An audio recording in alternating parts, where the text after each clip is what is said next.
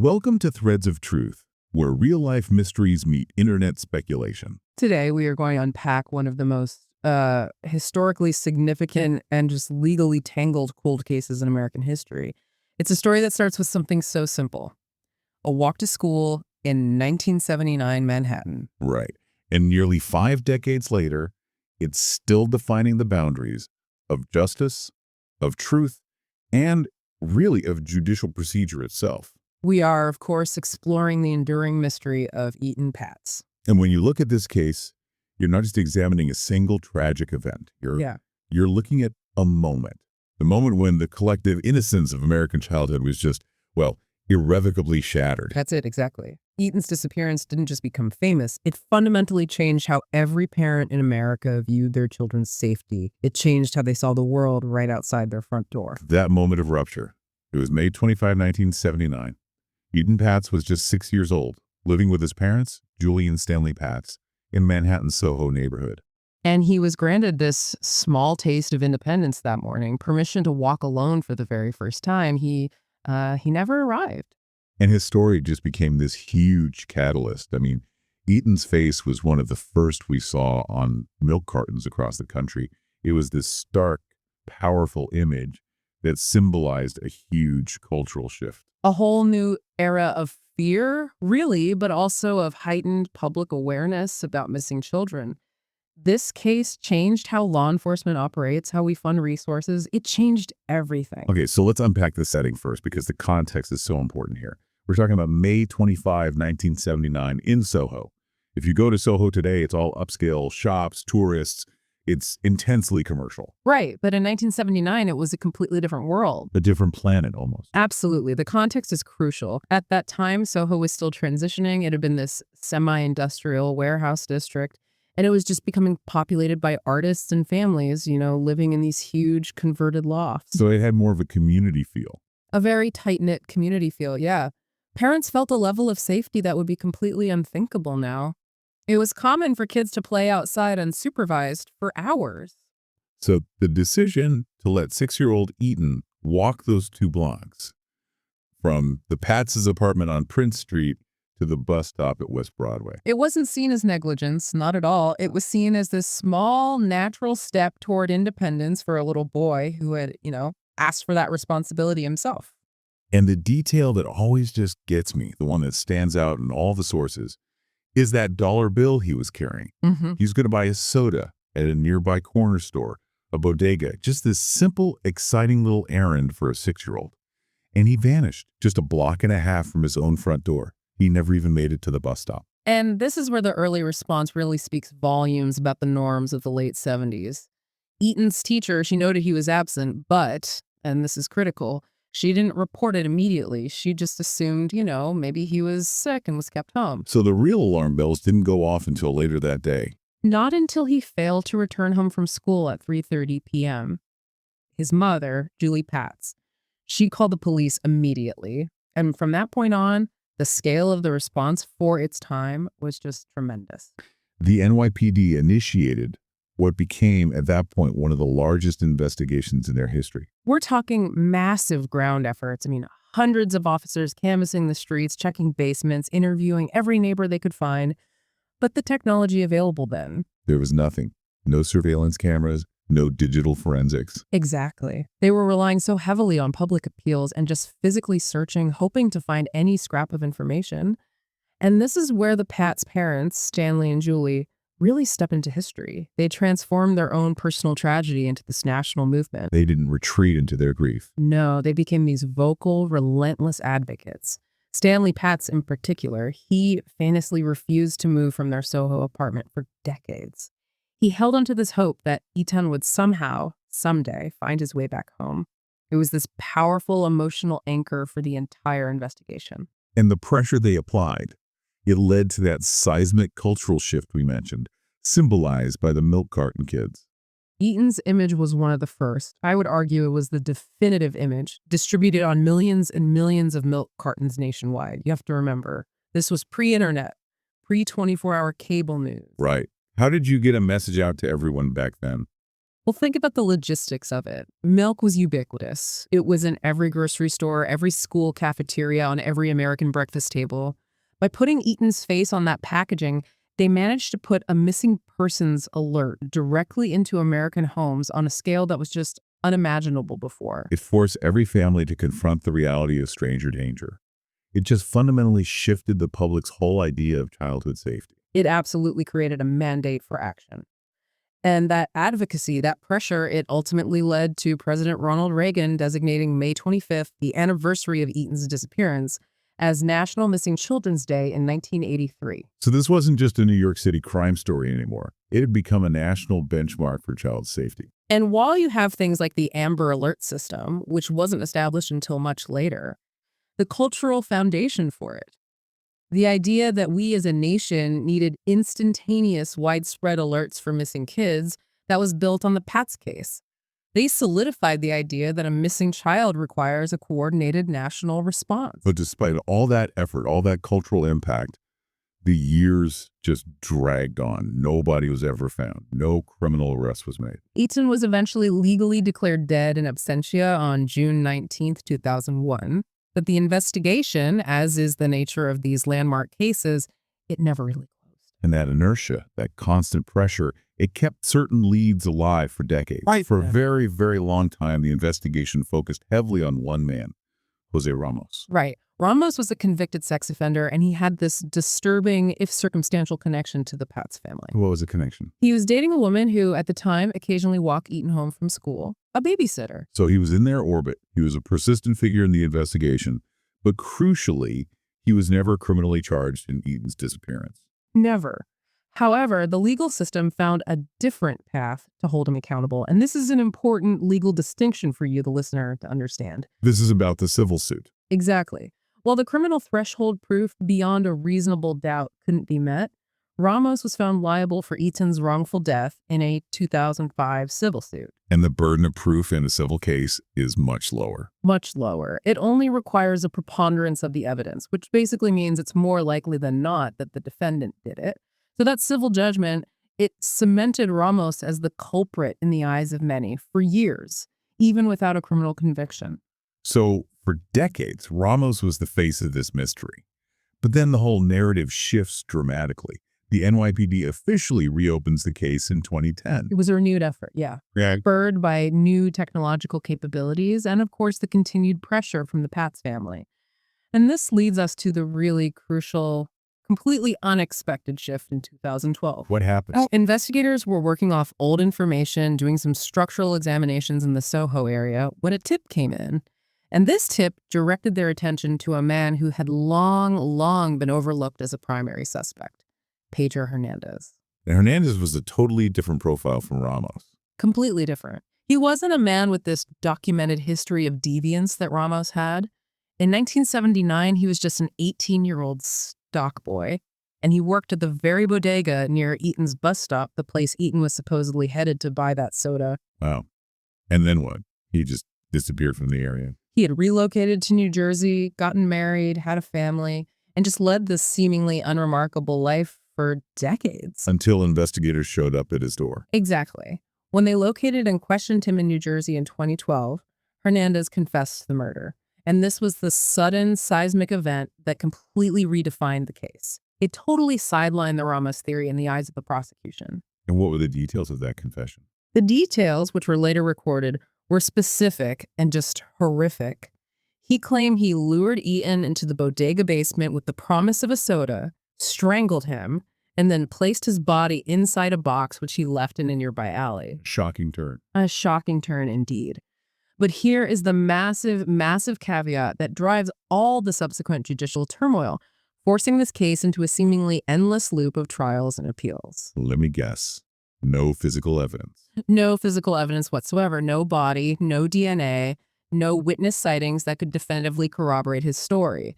The eventual conviction would hinge entirely and very precariously on that confession alone. And that lack of physical corroboration, that's what turns this from a solved case into this enduring legal and, well, theoretical battleground. It is. When a case of this magnitude relies solely on a confession given decades after the fact, You immediately invite intense judicial scrutiny and immense public speculation. And that tension is exactly what fueled the next decade of legal drama.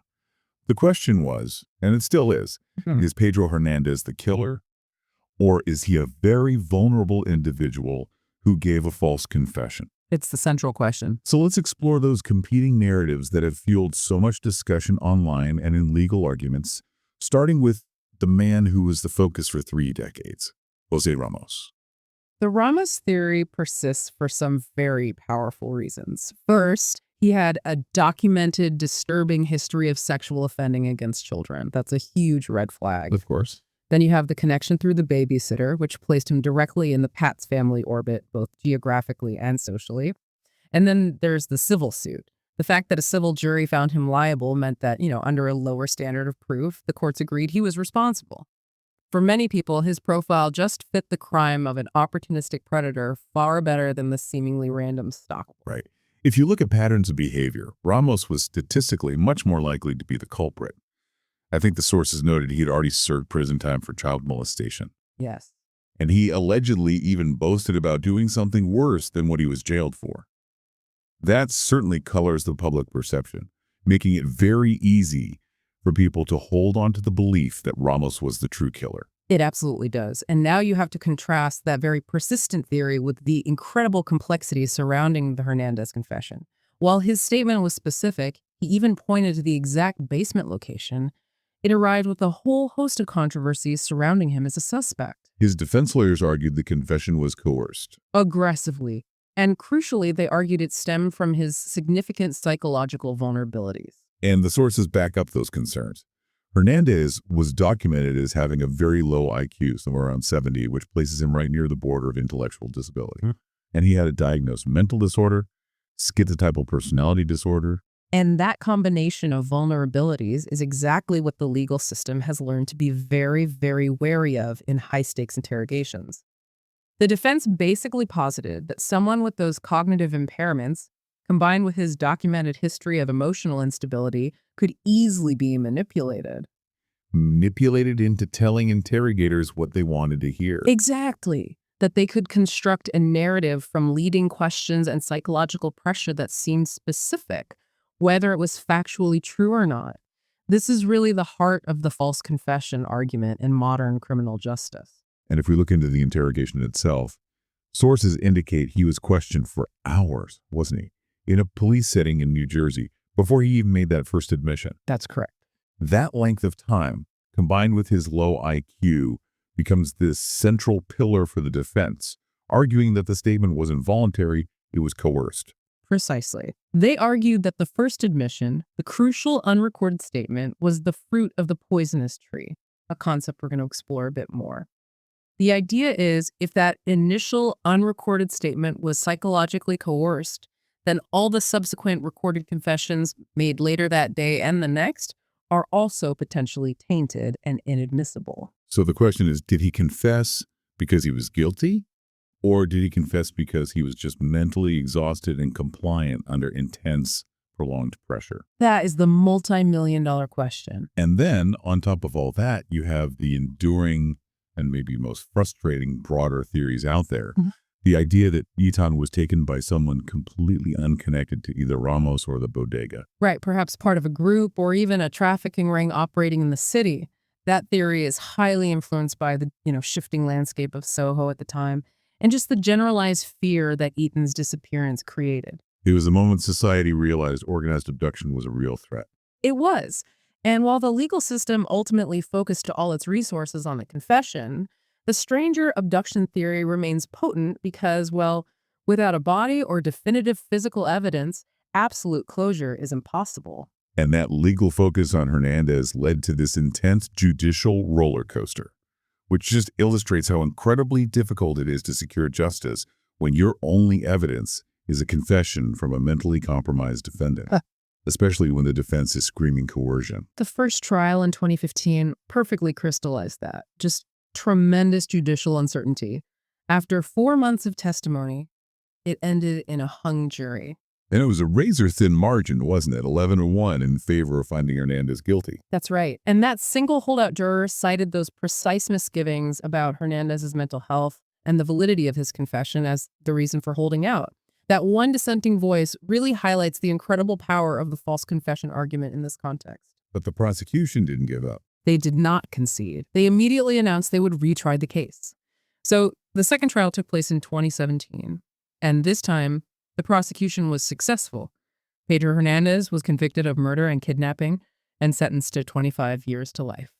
For the Patz family, after almost 4 decades, it must have provided some tangible, if incomplete, sense of resolution. It did. Etan's father, Stan Patz, famously acknowledged the bittersweet nature of the moment. He called the conviction some measure of justice. It was a pivotal moment, yeah. It confirmed the reliability of the confession in the eyes of that second jury. But as we know, in landmark cases like this, the legal scrutiny never ends until every single avenue of appeal is exhausted. Which brings us to the most confounding recent judicial reversal. Before we get to the legal mechanics of that overturn, though, we should pause and just reflect on the immense cultural weight of this case. Etan's story didn't just generate a police investigation. It created a whole new template for American parenting and for media coverage. Absolutely. It established the paradigm for how the media covers missing children, how law enforcement coordinates nationally. Think about the genesis of the national databases for missing persons, and of course, how parents reacted. The psychological effect of the Patz case on the American psyche just cannot be overstated. It was the moment the myth of broad urban safety died. It was. We realized the safety of our children could no longer just be taken for granted, even on a routine morning walk to the school bus. So if we examine this case from the perspective of forensic and investigatory methodology, the evolution over 40 years is just fascinating. The police work shifted completely. It really did. It moved from those massive 1970s-style physical searches to relying almost entirely on complex psychological interrogation techniques and decades-old tips. And that transition is critical to understanding the eventual legal flaw, isn't it? It is. In the early years, the emphasis was on boots on the ground, public canvassing, physical evidence. By 2012, the reliance was almost exclusively on psychological methods, the art of eliciting information from a suspect who was either guilty or repressed or misremembering or critically vulnerable to suggestion. It shows the incredible tension between seeking a truth and then ensuring that that truth is legally reliable and constitutionally sound. That's the whole ballgame. And the legacy of the Patz case is just inextricably linked to the public policy changes that followed. If we distill the impact down, what are the two main policy effects that came directly from his disappearance and his parents' advocacy? Well, first and foremost, you have the official designation of May 25th as National Missing Children's Day in 1983. That cemented Etan's case in the national consciousness as the benchmark for awareness and remembrance. Right. And secondly, and perhaps more profoundly, was the cultural and legislative movement toward formalizing child safety awareness, the milk carton kids movement. This led directly to increased federal funding for missing children centers and laid the groundwork for future rapid alert systems. Etan Patz became the literal symbol of the shattering of the innocence of American childhood. Before 1979, the notion of stranger danger wasn't nearly as ingrained in our cultural narrative.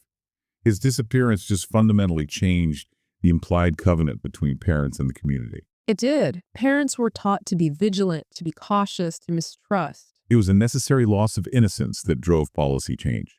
The Patz family's activism forced the implementation of mechanisms designed to prevent a tragedy like this from just fading into obscurity.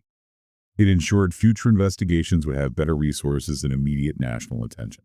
Okay, so let's jump now to the legal knot that unraveled that 2017 conviction, because despite that conviction, a major federal appeals court decision overturned verdict in July of 2025. Which must have been a just crushing blow to the Patz family, sending the case right back into legal limbo. It does, but it's crucial for you, the listener, to understand why. The appeals court didn't make a determination of fact. They weren't sitting there saying Hernandez was innocent. They ruled purely on a point of procedural law. So a technicality. A very, very important one. They ruled that the trial judge gave clearly wrong instructions to the jury and that this violated Hernandez's constitutional due process rights. And that's the key point for you, the learner, to really grasp. The legal system isn't just about truth, it's about method. So what exactly was the instruction that was so flawed? We need to break this down clearly. The problem centered on the relationship between the two main categories of confessions Hernandez gave. You have the initial unrecorded admission given during hours of interrogation. The first one. The first one. And then you have the later recorded confessions given once Miranda rights were fully processed.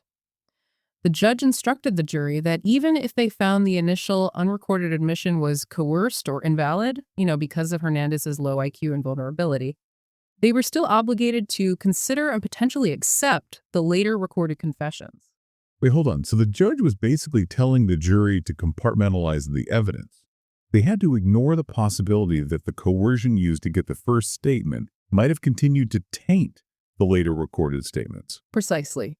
The appeals court essentially applied the legal doctrine of the fruit of the poisonous tree. If the first statement, the root of the tree, was obtained improperly through coercion, then anything derived from it, the subsequent statements, the fruit, are also inherently suspect. They have to be treated as potentially inadmissible. And by limiting the jury's ability to completely disregard the subsequent confessions, even if they found the foundation was coerced. The judge effectively removed the defense's ability to argue for a false confession across the board. That's a massive constitutional error. It means the jury didn't have the full liberty to question the validity of the evidence, which is a core tenet of a fair trial. The defense was essentially handcuffed in arguing that the whole confession sequence was tainted by that initial psychological pressure. It is a textbook example of a procedural flaw leading to a constitutional violation. The appeals court ruled that the coercion from the first statement could have carried over into the later statements, regardless of how meticulously those later sessions were recorded or how many times Miranda warnings were read. They felt that jury instruction minimized the critical mental health context of the defendant. The idea that a single specific instruction can nullify 4 decades of effort and a successful prosecution, that's the real insight here. It confirms that this case will continue to haunt the American judicial system, not just because of the missing child, but because of the legal sufficiency of the evidence they secured. Absolutely. The absence of a body, combined with decades of intense legal and mental health scrutiny over the key confession, ensures this case remains an active legal battleground. It captures our attention not just because of the tragedy, but because it challenges our standards of proof. It forces us to look critically at how law enforcement interacts with vulnerable populations. So what are the immediate future implications of this July 2025 ruling? Where does the case go now? The Manhattan District Attorney's Office announced in November of 2025 that they plan to retry Pedro Hernandez for a third time. The third trial. Wow. Which demonstrates their continued confidence in the admissible evidence. They believe they can secure a conviction without the faulty jury instructions that doomed the second trial. They're confident that if the jury is properly instructed, allowing them to fully consider the potential taint of the coercion, they will still find the evidence compelling enough for a conviction. It seems Etan Patz's story is still so far from over. It really serves as this powerful lesson for investigators and the public alike. When you're seeking justice, the methods you use to obtain a confession, especially with a vulnerable defendant, are just as vital as the confession itself. The system demands not just closure, but scrupulous constitutional due process, even when the underlying crime is this heartbreaking. And for you, the learner, this case highlights that sometimes the true mystery isn't who committed the crime, but whether our legal system can ever achieve reliable, lasting justice when it's faced with a total evidence vacuum and this kind of procedural ambiguity. It's a tough question. The story of Etan Patz reminds us that true justice often remains legally ambiguous, particularly when physical proof is absent and decades have passed. It leaves us wondering about the nature of truth itself when it's filtered through the pressures of interrogation and the complexities of human memory and vulnerability. It forces us to ask, in the pursuit of closure for a national tragedy, where exactly do we draw the line on accepting evidence that is obtained primarily through controversial psychological means? And what is the cost when the system fails to adhere to its own rules? An incredibly complex question that continues to be debated in courts across the country. Thank you for walking us through the threads of this enduring mystery. My pleasure. Join us next time on Threads of Truth as we examine another confounding cold case. We'll be discussing the 1981 mystery of Kurt Sova, the teen who vanished and returned under impossible circumstances.